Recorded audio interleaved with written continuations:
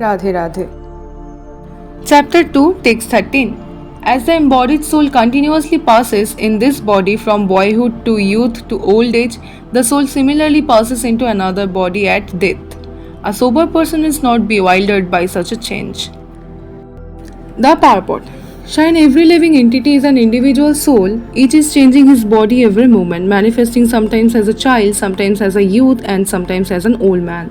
Yet the same spirit soul is there and doesn't undergo any change. This individual soul finally changes the body at death and transmigrating to another body, and Shine, it is sure to have another body in the next part. Either material or spiritual, there was no cause for lamentation by Arjuna on account of death, neither for Bhishma nor for Drona, for whom he was so much concerned. Rather, he should rejoice for their changing bodies from old to new ones, thereby rejuvenating their energy.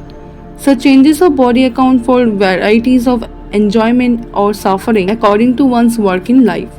So Bhishma or Drona, being noble souls, were surely going to have spiritual bodies in the next life, or at least life heavenly bodies for superior enjoyment of material existence. So in either cases, there was no cause of lamentation. Any man who has perfect knowledge of the constitution of the individual soul, the super soul, and nature, both material and spiritual, is called a dhira, or a most sober man. Such a man is never deluded by the change of bodies. The Mayavadi theory of oneness of the spirit soul cannot be entertained on the ground that the spirit soul cannot be cut into pieces as a fragmental portion. Such cutting into different individual souls would make the supreme pliable or changeable against the principle of the supreme souls being unchangeable. As confirmed in the Gita, the fragmental portions of the supreme exist eternally and are called kasara. That is, they have a tendency to fall down into material nature. These fragmental portions are eternally so, and even after liberation the individual soul remains the same, fragmental. But once liberated, he lives an eternal life in bliss and knowledge with the personality of Godhead. The theory of reflections can be applied to the super soul who is present in each and every individual body and is known as the Paramatma. He is different form of the individual living entity.